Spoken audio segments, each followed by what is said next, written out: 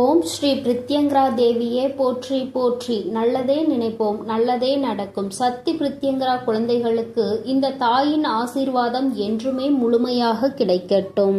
என் தங்க பிள்ளையே, இன்று வாக்கினை நீ கேட்டு முடிக்கும் நொடியே நீ வேண்டி விரும்பி நின்ற ஒரு விஷயம் உன் கைகளில் இருக்கும்.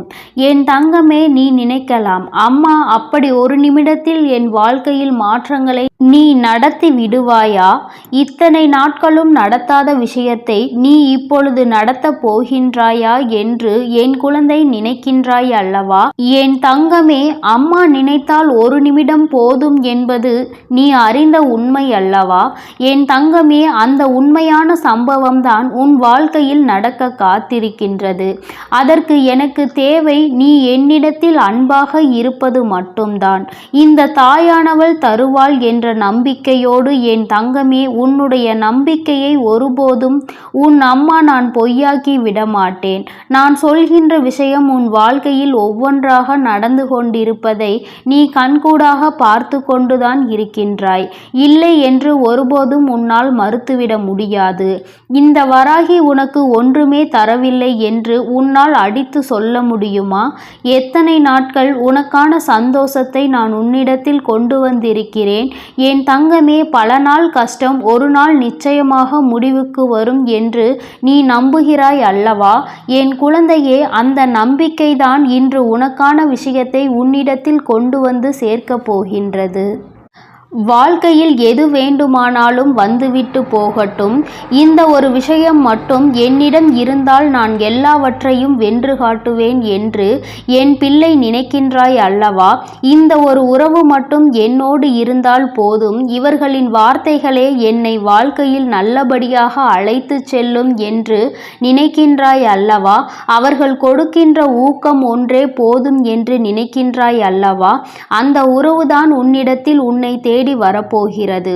என் குழந்தை, மனதளவிற்குள் என்னாலும் ஏதோ ஒரு ஏக்கத்தோடு நின்று கொண்டிருக்கும் பொழுது உன்னுடைய செயல்களை எல்லாம் சரியாக செய்துவிட முடியாமல் செய்து கொண்டிருக்கும் பொழுதே கவனங்கள் எல்லாம் எங்கேயோ சென்று விடுகிறது. கவனம் திரும்ப இங்கு வரும்பொழுது நாம் என்ன வேலை செய்து கொண்டிருக்கிறோம் என்று யோசிக்கின்ற அளவிற்கு தான் நடந்து கொண்டிருக்கின்றாய். என் தங்கமே, கவனங்கள் முழுவதும் ஒரு விஷயத்தில் இருக்கும் பொழுது அதனை அடைவது அத்தனை கடினமானது அல்ல.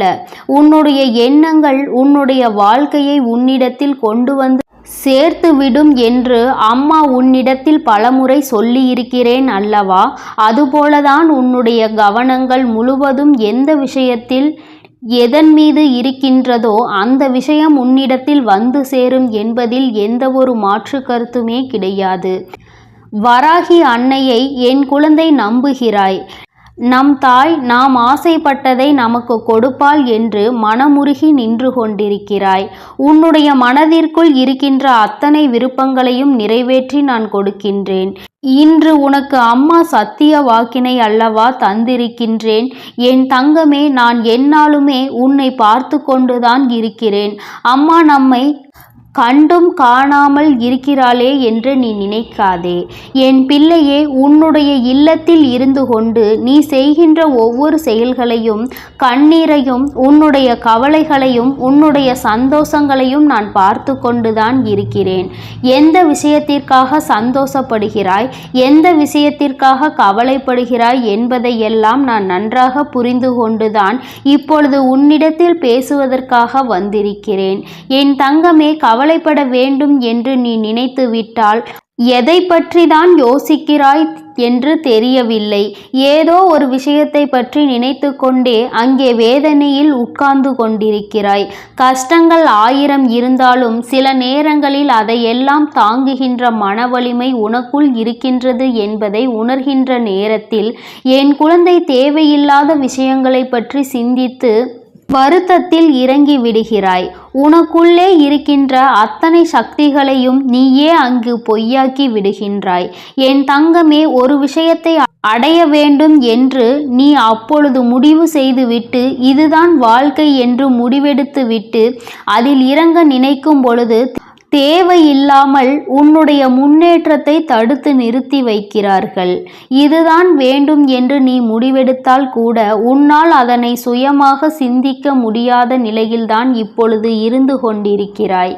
என் தங்கமே, அத்தனையையும் தாண்டி நீ ஒருவருக்கு கொடுத்த நம்பிக்கையை நிச்சயமாக காப்பாற்ற வேண்டும் அல்லவா?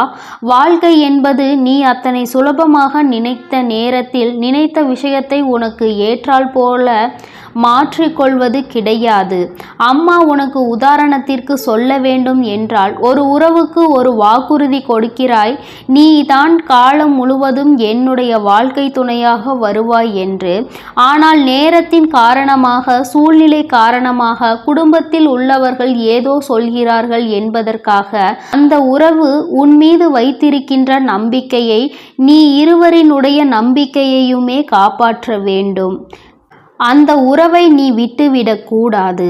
அந்த உறவு உன் மீது வைத்திருக்கின்ற நம்பிக்கையை நீ காப்பாற்ற வேண்டும் என்றால், நீ அதற்கு முன்பாக அந்த உறவுக்கு வாக்குறுதி கொடுப்பதற்கு முன்பாகவே சிந்தித்திருக்க வேண்டும்.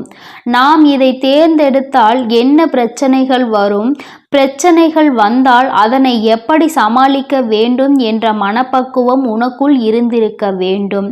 இல்லாத பட்சத்தில் நீ ஒரு முடிவினை எடுத்து விட்டாய், அதன் பிறகு அதில் இருந்து பின்வாங்க கூடாது. என் தங்கமே, உன்னை சுற்றி இருப்பவர்களை உன்னால் நிச்சயமாக சமாதானப்படுத்த முடியும். உன்னுடைய வழிக்கு அவர்களை நிச்சயமாக கொண்டு வர முடியும். இதைதான் செய்ய வேண்டுமே தவிர, இவர்களுக்கு கொடுத்த வாக்குறுதியை, கொடுத்த நம்பிக்கையை ஒருபோதும் இழக்கும்படி நீ செய்துவிடக் கூடாது என்றுதான் அம்மா சொல்கின்றேன். அம்மா சொல்கின்ற விஷயத்தில் இருக்கின்ற உண்மை உனக்கு இப்பொழுது புரியாவிட்டாலும் நடந்த பிறகு நிச்சயமாக புரியும். ஏன் நம் தாயானவள் இப்படி வாக்குறுதியை நமக்கு கொடுத்தாள் என்று. என் தங்கமே, உன்னை நம்பி அங்கே இருப்பவர்களின் மனநிலை நீ இப்பொழுது இருக்கின்ற சூழ்நிலையில் உனக்கு புரியாது. அவர்களும் இதுதான் வாழ்க்கை, இது ஒன்றே வாழ்க்கை, இது இல்லை என்றால் நமக்கு எதுவும் இல்லை என்று மனதிற்குள் ஆயிரம் கற்பனைகளை வளர்த்து கொண்டு, என் பிள்ளை நீயும் இங்கே அதே மனநிலையில் இல்லாவிட்டாலும் அத்தனை கஷ்டங்களையும் தாண்டியாவது அவர்களை ஏற்று நல்லபடியான வாழ்க்கையை அமைக்க வேண்டும் என்ற எண்ணத்தையாவது உனக்குள் வைத்திருக்க வேண்டும் அல்லவா? என் குழந்தையே, இதுவரை எப்படி இருந்தாயோ அதை பற்றி கவலை இல்லை. இனிமேல் உன்னுடைய வாழ்க்கையை பற்றி கவலை உனக்குள் அதிகமாக இருக்க வேண்டும். ஏனென்றால் வாழ்க்கை என்பது ஒரு முறைதானே, அதை சந்தோஷமாக வாழ்ந்துவிட வேண்டும் அல்லவா? ஆசைப்பட்டதை பெற்றுவிட வேண்டும் என்கின்ற வைராக்கியம் உனக்கு என்னாலும் இருக்க வேண்டும். அம்மா சொல்வது உறவை பற்றி மட்டுமல்ல, உன்னுடைய தொழிலாக இருந்தாலும் சரி, நீ எந்த ஒரு பொருளுக்காக ஆசைப்பட்டாலும் சரி, அதில் உன்னுடைய மன உறுதியில் இருந்து நீ ஒருபோதும் தவற வேண்டாம்.